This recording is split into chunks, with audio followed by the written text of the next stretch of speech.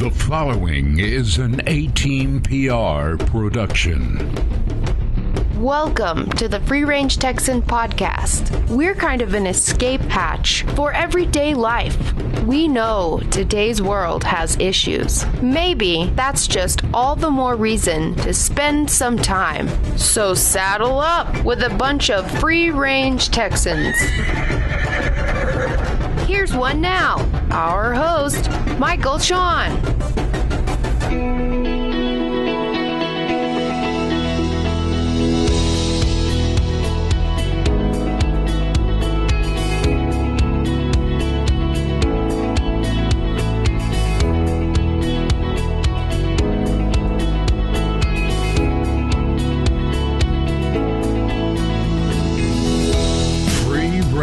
Texan, episode 44. And in a word, we are proud of you. Not just Texans, not just the rest of the United States, but people all over the world, courageously holding on and holding their ground in the face of this worldwide pandemic. We know for many of you it's been tough and continues to be tough. But check on us and you'll see, by and large, here we stand. Singer, songwriter, author Tim McKenzie returns to our soundstage with his song Blue-Eyed Senorita. And he opens up about his day job in the Texas petroleum industry. Foxy the Wonder Dog remains on duty, guarding the perimeter here at the A-Team PR studios, and particularly here in Studio A, where the snacks are kept on the table over there. Foxy, the snacks for our guests. Get it? Sometimes I think we need security from our security dog. And like always, we'll be walking down to Michael Sean's campfire. So, let's saddle up and get ready to ride.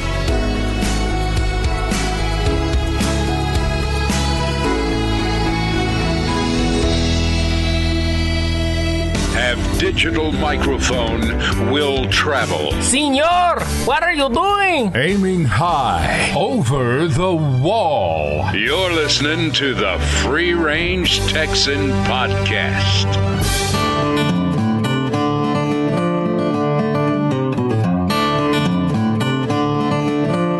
So, here's how it happened. You see, I was a radio personality for decades before I found a home in podcasting. One of my old radio buddies was friends with the program director for this new country music network, providing programming to broadcast stations or streaming to the rest of the world. Next thing you know, thanks to my old buddy, they hear the Free Range Texan podcast, and they offer me a gig. So, if you like country music, come spend some time with me on my other show. Doggone it, guys, we're gonna need a promo. Hi, this is Michael Sean, your original free-range Texan, inviting you to join me for the Midnight Express at 10 o'clock Texas time on Boss Country Radio or bosscountryradio.com.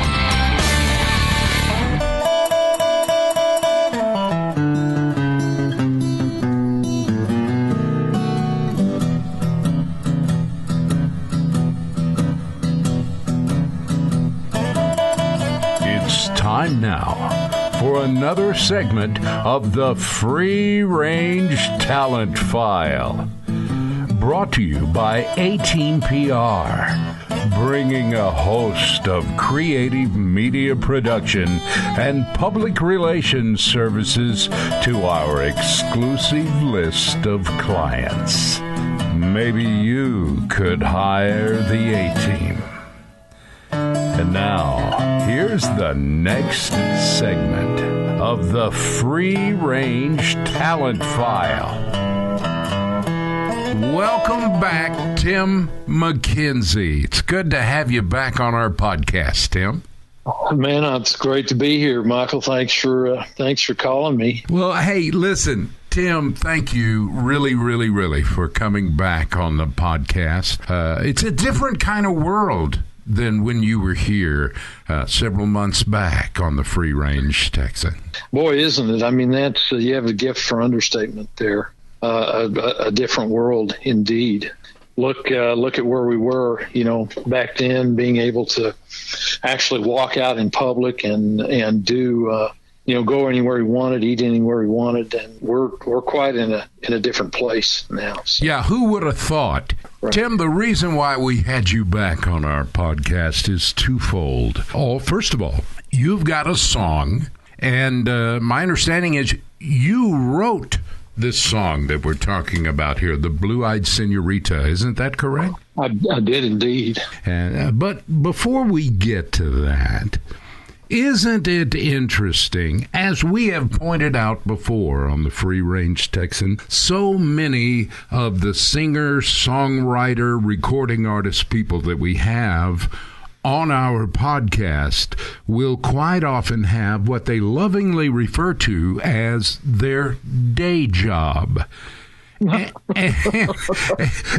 that keeps you planted, keeps your feet firmly on the ground, and gives you a added perspective that a lot of times the big stars and the big national and worldwide talent acts, you get the feeling sometimes when you're talking to them that maybe you're not living on the same planet. But Tim, that is never the case to you. You've always been very grounded. And I think one of the reasons why is for, gee whiz, decades, you have been involved in the oil industry, in the oil patch. You have done work out there retrieving oil and natural gas for Americans and people around the world, and you've done it from your home here in West Texas. Oh, I think you describe it very nicely. Yeah, actually, that you put actually a better feeling on it than what it probably really is. I think everybody in the music business has experienced the need to have a day job and and carry on the music business whenever you can. And you work in the natural gas end of things, isn't that correct? Yes, it's actually I work in a CO2 refinery. We take the CO2 out of the ground that has been pressured up down the formation, and then it comes up and brings the oil with it, and take that, separate the oil and the gas out of it and clean the CO2 up, shove it back in the ground, and then take the oil and, process it in the natural gas, gasoline, different levels of purity and this and that. And then ultimately there's natural gas wells out there as well that we build propane and butane and gases. Yeah. How long have you been involved in that industry? Be 27 years in July. So you're not a spring chicken after all. Although it sounds that I might be quite young and very vibrant. No, I'm an oldie. You've got your day job, and your day job is in the energy industry. That's true. And when I talked to you recently, you were telling me about the feelings that you had, and we were talking privately, and so I want to respect that. But I wondered if we could share with some of the folks about an insider's point of view in the energy industry, because you guys have been profoundly affected by all of this. Your product is not being consumed anywhere near the rate that it was. Oil prices by the barrel were already in the tank. Are you seeing guys lose their jobs now? Yeah, unfortunately, yes. They don't, they realize how much everyone is impacted, and first order of business is the paycheck. And unfortunately, things as they stand now are unprecedented. we're seeing things now in the oil business in our country, of course, due to kind of a double whammy. The coronavirus obviously is one thing, and then for some reason, I guess this is when OPEC decided to have a price war with the Russians, and so there has been a great deal of back and forth, and President Trump has gotten in the middle of it. And, frankly, without his guidance and leadership in this and jumping in there and saying, hey, you guys are going to either cut production or we're going to. Tim, let me ask you a question. Are you loading a pistol right now? What is that sound?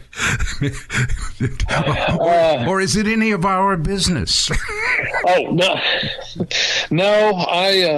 When you had called, I was actually working. I've been working on an album here. I listen to a lot of Texas music, and so I've been working on. Was about to work on some vocal tracks and had a couple of guitar tracks to finish before I could do that. And my tuners, apparently the batteries have died in them. So I was in the middle of doing that when you called. And so I thought, man, those aren't 45 shells that we hear being shoved into the chamber. It probably sounded like that, but I'm finished with that. I'm now tuned and ready to go. So the question that I would like to ask you, and then we're going to move on to your music, I promise. But from your point of view, what if things stay the same? What if they don't improve and we go all the way through to the end of the summer and the industry is still suffering the slack that it is suffering now? Well, again, I can just tell you what they're saying. Best way I know to describe it is a freight train. When the train stops on the track, they can slow it down pretty quickly, within about 100 feet or whatever, and stay on the track because they have, brakes and braking systems built into the cars and, the engines. And so they're designed to stop pretty quickly. Unfortunately, getting that thing going again is, right. You can have people out there and saying, okay, it's going again, but it's only moving a mile an hour or 2 miles an hour. And you can say it's going again without saying that it's going to take 3 miles down the track before it's actually up to speed again. We learned that in the Permian Basin in the 1970s when the bottom fell out on oil prices. And people would, for years and years and years, wait around for it to come back.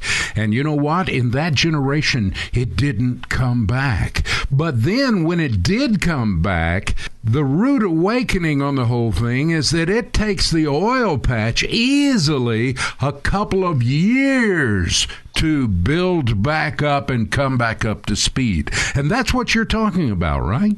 Yeah. I guess based on actually an email I received even this morning from Vicki Hollub, Occidental's CEO. And like I say, she is on President Trump's task force, and she's basically, from what she says, if things basically stay on a good track and, OPEC stays with what they say they're going to do and oil prices begin to, at least increase above the $30-$35 mark, that it'll be the end of the year or into first quarter of next year before we even begin to see business as usual. So that's kind of a best case scenario even now. That's the way I took it, and that's the way she worded it. Tim, I'm going to shift gears on you here. This is the Free Range Talent File. And you are here because we enjoy you as an entertainer and as a singer and a songwriter and a recording artist. And thank you for spending some time and sharing your heart concerning your day job, man. God's in control of this thing. He'll turn it around when he's ready. I do believe that. Amen, brother. I second that motion. You've got your children's books. In fact, we saw some being sold not long ago through our store at freerangetexan.net. The Free Range Texan House of Treasures. We've got your books on sale. You've done, for folks who don't know, you've done the stories for kids, and they're quite popular. Yeah, they're great little books. As a matter of fact, well, there's originally 7 in the series, and I think, run on to an illustrator for the next one. It's going to be the race car book. Tim, tell me the backstory. Share with us on Blue-Eyed Senorita. How did that come about? It was originally, when I wrote this song, it's been years and years ago. Originally, it was called Amarillo Highway. I had just been married, and I drove back and forth. My wife was from Lubbock, and I drove back and forth, between here and Denver a bunch of times. And coming back from Denver to here, the longest leg of any trip is always that last hour or two. Oh, sure. You've been driving all day. You've been driving through New Mexico and Colorado.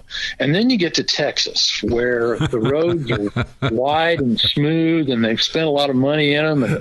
And you've got 10 hours behind you in the seat. Man, you just, there's nothing that'll rock you off to sleep like a Texas highway. That song came about because of the road between here and Amarillo and driving back to Lubbock from there. And that was years and years ago. But I got back to Lubbock and formed a group called Blue Prairie. And great group. Yeah. It was a great. I remember that. Yeah. Yeah.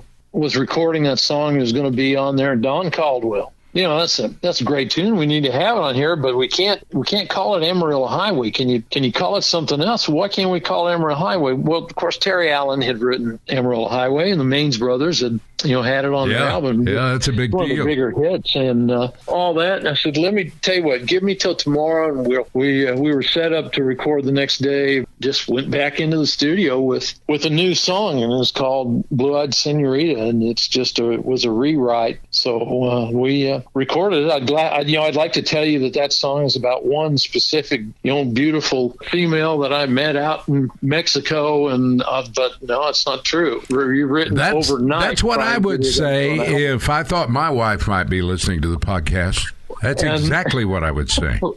Well, it's close, but like I say, my wife pretty much knows all my secrets. We're going to keep her off the interview because she knows just how pale and thin I get on the other side of reality here. So, but let me tell you something, Tim McKenzie. You are such a friend to this free-range Texan program. Good. I want to be. I hope that's the case. I'm glad you see it that way. And I think what we ought to do right now is just share Blue-Eyed Senorita with our listeners. Thank you for letting us play it here. So, my pleasure. Without further ado, here is Blue-Eyed Senorita, Tim McKenzie's, one of his latest here on the Free Range Texan podcast. The saddest blue eyes, as blue as the West Texas sky, were looking at me the day that I told her goodbye. The bright lights had left me so blinded that I couldn't see that every dream I was leaving to find was standing there crying for me. My blue-eyed senorita, do you still wait for me? Does the love that we had still live in your memory? My blue-eyed senorita, lo quiere mi amor. I'm going back, the one that my heart's aching for.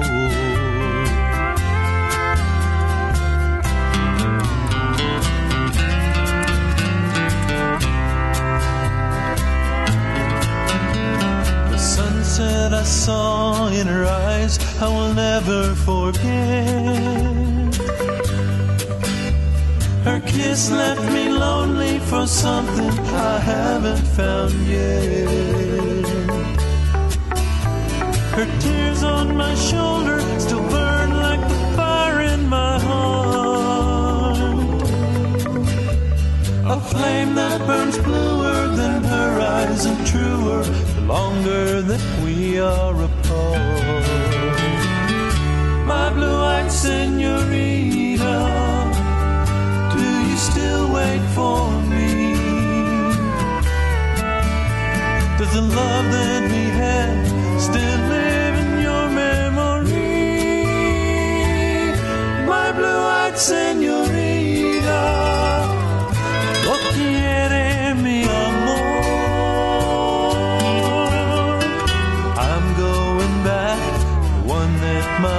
heart's aching for. I'm going back, the one that my heart's aching for.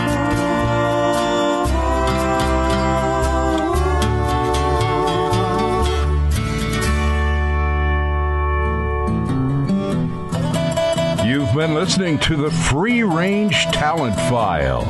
If you'd like more information about our guest, just go to our website at freerangetexan.net. Also, submissions to be interviewed on the Free Range Talent File should be sent to our website at freerangetexan.net.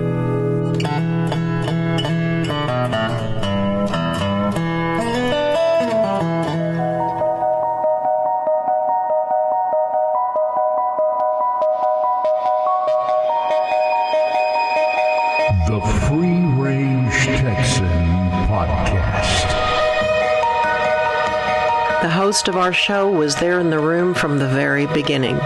Those of us here at A-Team-PR were looking at some of the early production notes, and naturally we had concerns about the production costs of building a podcast with its corresponding YouTube channel, social media presence, and extensive blog, all rising up at once. Plus, none of us had ever heard of a podcast concept quite like this one. I remember Michael just sat in the corner and grinned. There was a growing ocean of podcasts, and with no disrespect to my podcast brothers and sisters, if I did a podcast, it was going to be totally different. And then there was Texas. Texas is where we lived, and in my experience, the world always enjoys Texas. First came the Heroes and Heroines file. Soon we learned that heroes and heroines were not easy to find, and they didn't care to talk about themselves. The unexplained files, credible witnesses, unexplained experiences, it all brought its own set of challenges. The Free Range Talent File. Talent from all over the world, but especially Texas. Ain't Love Grand File. We found you just have to stumble on it because it hides in plain sight. The Free Range Texan News Network. Michael Sean's Campfire. At the end of every episode, you just have to be there. And if you've only heard one, you ain't heard nothing yet. It's like, in no time at all, it just took on a life of its own. Suddenly, we were corresponding with acquaintances and genuine friends all over the world. Our little free-range Texan podcast wasn't little anymore. The Free-Range Texan Podcast. Thank you for listening. Hi, this is Michael Sean. Our campfire on this episode is based on a story originally written by Brendan Donovan. Come on in and have a seat at our campfire. With the fresh kill in tow, the hunter made his way back to camp through the snow-covered forest. The weight of the stag labored his every step. It had been a good hunt. But this snowy blizzard had taken him by surprise. Sharp, biting winds whipped icy particles through the night air. The sudden blizzard obscured his vision. The stars, which might have been used for navigation, were now cloaked by the swirling mass of snow. The hunter marched onward, becoming rapidly disoriented. White dunes rose up all around. Freshly fallen snow covered the tracks only several paces behind him. He was now hopelessly lost. Caught in unfamiliar terrain, transformed by the northern squall. Something in the dark, snow-laden forest continued to press its will against him. The sharp cold stung the exposed skin on his face, piercing deeply and chilling him to the core. He had tried to remain calm, trudging forward through the deep snow. Survivors remained calm, and so he would do his best to battle the encroaching panic. He must focus to survive. There would be shelter nearby. People lived in this area. His mind turned to the townsfolk who had spoken with him about the Wendigo. For the first time this night, he recalled the myth of the Wendigo. He had been warned by the locals about the malevolent spirits that sucked the souls from men in these forests and left their frozen corpses buried under the snow. And while he told himself he did not believe in such stories, he could not help but feel he was being watched. Not just watched, hunted. Then, there, in the distance, a rectangular shape stood out from the backdrop of the trees. A cabin came into view. He approached the front door. There was no light within. He knocked with a solid fist. Fingers numb from the biting air. There was no response. He twisted the knob, finding it unlocked. He pushed the door, and the door swung open. Wind rushed into the cabin, and snow tumbled through the open door. The hunter followed, leaving his frozen stag outside and closing the door behind him. The wind continued to howl outside. It was not much warmer in the cabin, but he was free from the stabbing winds. Inside, it was dark and appeared to be uninhabited. His eyes strained to see, and he could make out little more than outlines. There was a bed. Beside it, a desk and a chair. On the desk, a lantern, a rug on the floor, a fireplace, but no wood to burn. He made his way to the bedside and lit the lantern on the desk. Flames flickered around, producing only a little light and causing shadows to dance around the cabin. The walls, he could now just barely see, were adorned with grotesque portraits. Among the figures he saw, misshapen heads, jagged antlers, long crooked teeth, unsightly growths, deranged eyes, and contorted expressions. The eyes, brighter than the other shapes, unnervingly followed him. Darkness played tricks on his mind in the dim, flickering light of the lantern. On the bed, spread out on the pillow, was a red, faded bandana. He picked it up. He folded it and slipped it into his pocket. Then he crawled under the blankets in bed and wrapped himself tightly there, thinking that he was in no shape to be choosy. He closed his eyes and tried to put his mind away from the disturbing portraits that surrounded him. He shivered under the blankets, which had not yet begun to warm him.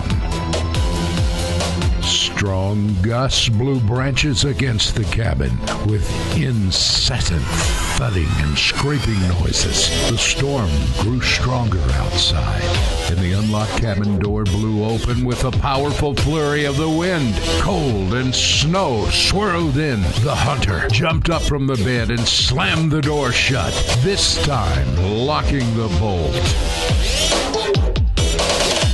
His eyes had adjusted to the darkness of the cabin. He saw, to his horror, that there were no portraits on the walls, but only windows. The gruesome faces had disappeared from behind them. Something skittered across the floor. In one dark corner of the cabin sat a long and lumpy silhouette. "Who's there?" the hunter shouted, as if the demons that haunted this place would respond to his voice. He snatched up the lantern and lifted it in front of him, casting its light into the corner. But nothing was there. He scanned the room, shining the light in all directions, and found the cabin empty. Having satisfied himself that he was imagining things, he rested the lantern back on the desk. As his heart settled, he became aware again of the deathly cold. He crawled back under the promised protection of the blanket. Wind-blown branches continued to scratch and knock against the cabin. The howls continued outside. The storm was like a wild creature, struggling to get inside the cabin, scratching, knocking. The hunter lay for a long time, watching the dance of shadows, listening to the sounds of the encapsulating blizzard. Believing the worst was behind him, he finally closed his eyes. Then, just as he began to drift, he felt a tugging on the blanket from the foot of the bed. His covering was being pulled off by something from below. Frozen in fear, he watched the fabric slowly slide off his body, disappearing under the bed. The pillow then began to slide out from under his head. This too was pulled down below. He lay now on the middle of the bare white mattress, paralyzed by fear. He watched in terror as a pair of corpse-like hands with long fingernails slowly rose up from under the bed, reaching towards him. He tried to move, but his muscles didn't respond. His mind panicked. More shriveled hands reached up, grasping toward him. They clutched tightly at his limbs and torso. Ice cold spread through his body where the specters touched. He opened his mouth as if to scream, but no sound came out. The apparitions pulled him straight down through the mattress. The material gave way and he sank below into what is now cold and soft snow. The mattress was gone. The cabin was gone. Someone had found him deep in a mound of snow. The cabin and the things within it had vanished. He was outside in the cold of the forest. He was being carried. He could see stars above briefly before he was pulled through the flaps of a warm and inviting Indian teepee. Snow covered his eyes and filled his mouth, but a warm fire burned in the teepee's center, and suddenly he was surrounded by faces that shone knowing concern. The hunter had been found by local Indians lying next to the frozen corpse of a stag. He had succumbed to the cold, and the Indians had found him only moments from death. Funny thing, though,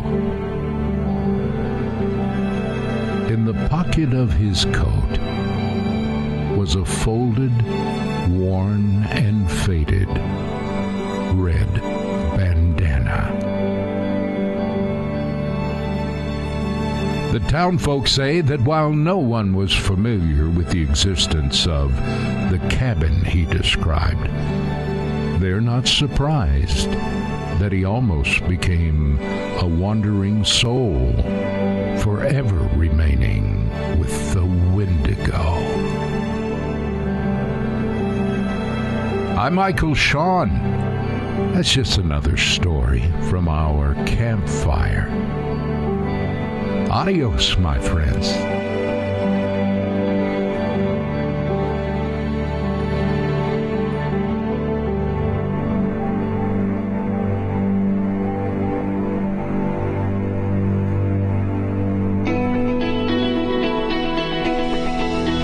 Free Range Texan Podcast, episode 44, starts the process of rolling up camp.